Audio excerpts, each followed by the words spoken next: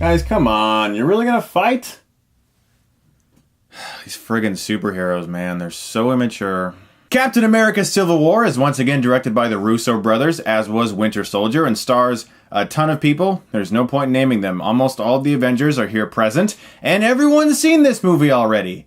Hell, my grandpa saw this movie, and he doesn't even watch movies. This movie is a story of how our heroes turn on each other, as you probably know, because of events in the past. Despite their efforts to evacuate citizens, people died, and people are upset, and it's time to put these heroes in check. And because of certain laws that they're trying to pass, this turns our heroes against each other. Sometimes when I see movies like this, I like to remind myself that when I grew up, in fact, when I was a teenager, for goodness sakes, I never imagined a movie like this would ever exist. And it's so easy to forget in today's world where we have so many different comic book movies that there was a time where a movie like this was unheard of. Winter Soldier took the Captain America character in a far more serious direction. It was almost like a 1970s spy film. There was a lot of grit to that movie, and there was a lot of realism to it, and a lot of people called it the best Marvel movie to date. Civil War does something very similar. It takes far more characters than Winter Soldier did, and it brings them down to earth. Yes, there's amazing choreography and fight scenes and chase scenes and great stunt work, but at the core of this movie, it's a film about friendship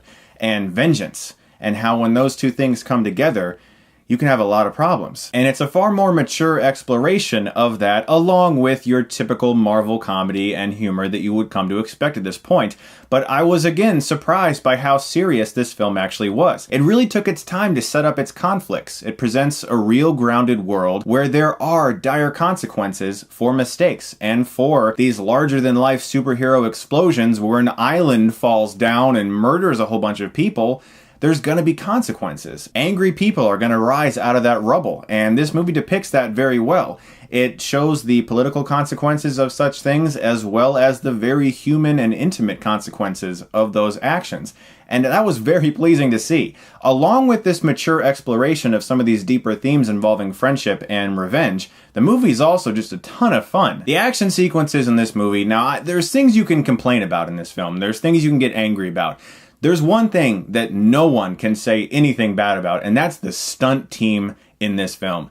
They did some of the best stunt work I've seen in an action movie, because a lot of this is very noticeably in camera, and that's very impressive. There's a lot of incredible, jaw-dropping stunts in this film, and the stunt team is to be praised, because everything looks very realistic. There's a lot of hand-to-hand combat, a lot of running chase scenes. There is, of course, CGI and big explosions and really awesome moments like that, but so much of it felt in camera, similar to the way Winter Soldier handled its action. And the Russo brothers being back to direct said action is a great thing to see, because while I liked the action a lot in Winter Soldier, I think they improved upon it here, and not just because there's more people, like Black Panther, but because it's more well handled. Let's talk about Black Panther. Chadwick Boseman, man, oh, you're a badass. I loved Black Panther in this film. He was extremely entertaining. They take what time they can to give you a reason to get behind him and to understand him, because I didn't know much about Black Panther at all going in, but after having seen this film, I am totally behind this guy, and I can't wait for his solo film. Chadwick Boseman knocked it out of the park. Spider-Man.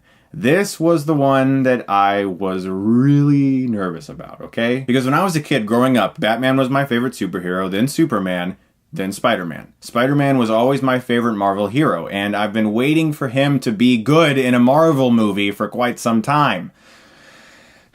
In my humble opinion, this is the best incarnation of the webhead since Sam Raimi's Spider-Man 2. I adored him. Tom Holland, you are the best. Good job. The writing for him was so on point. He was a poor kid. He could barely afford anything. He had a computer from like 1989 or something, and he was a dumpster diver. How great was that? And when Tony Stark finds him, no spoilers of course, his suit, it's shit. Like, it's horrible. He can't even afford to make a good suit. They understood the most important aspects of what makes Peter Parker entertaining and lovable, and they nailed it. They absolutely nailed it. Spider-Man is amazing in this film. I can't wait to see Homecoming.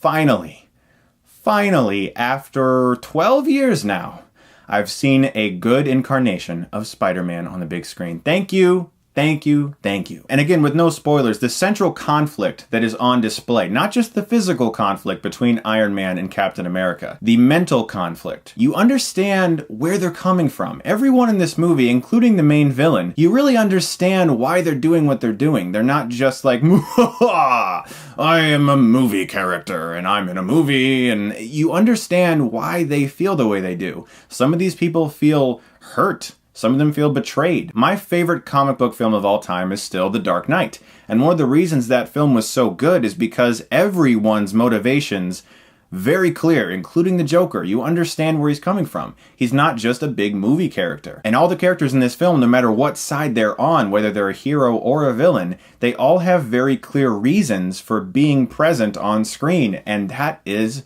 good writing. There isn't like a clear side where you're like, I side with you, I side with you. I mean, of course, there's this whole Team Cap and Team Stark thing, but I honestly just think that's promotional. When you actually watch the movie, it's like, I understand where everyone's coming from here. And it makes it a very interesting moral dilemma, which is why when they start kicking ass, it rocks, because you care about why they're there. And without spoiling anything, of course, I'm just going to say, Ant-Man. Nailed it.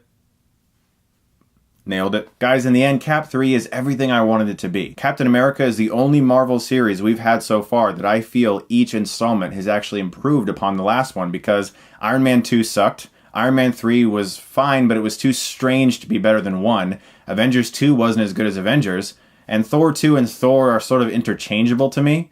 This series, the Captain America series, each one has built upon the last, gotten better and better, and this film is my favorite comic book movie I've seen since The Dark Knight. I'm going to give Captain America Civil War an A+.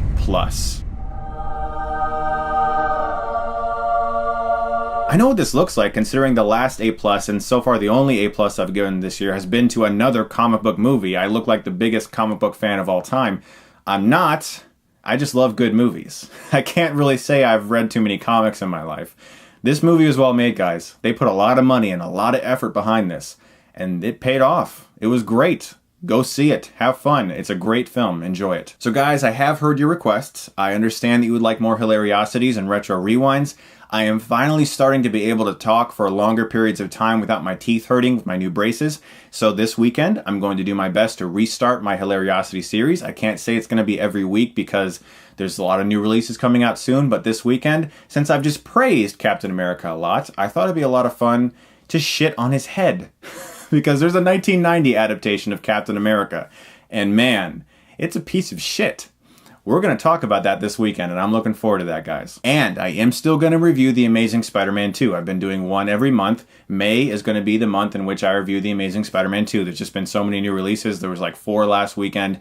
This month, I am definitely reviewing Amazing Spider-Man 2 to complete that and give you my updated thoughts on that film. Also, a buddy of mine in Hollywood who is a masterful colorist for film. He knows so much about color correction. He's actually taught me quite a bit, and I'm still learning a lot. He wrote a very, very, very cool comic called Bizarre New World. This is something he was very passionate about. It's a passion project for him. He took a lot of time to write this during a writer's strike, and he still was able to successfully pay everyone involved who helped him. And one of the reasons I'm mentioning it is not just because he's a friend of mine and I feel that it's been overlooked. I think it's extremely well written, and the art is amazing. If you want to go to the link in the description below to check out his work, I do think you'll like it, especially if you're comic fans. I think it's very underrated, very overlooked, no one ever talks about it, and he put a lot of effort and money into it, and I do think it's gone under a lot of people's radars. If you have some free time, check out his comic. I do think it's worth your time. And Skipper, keep writing and keep drawing because you are so amazing at it. And thank you, if you're watching this, for all the help you've given me in color correction. You're the best. Guys, thank you so much, as always, for watching. And if you like this, you can click right here and get Stuckmanized.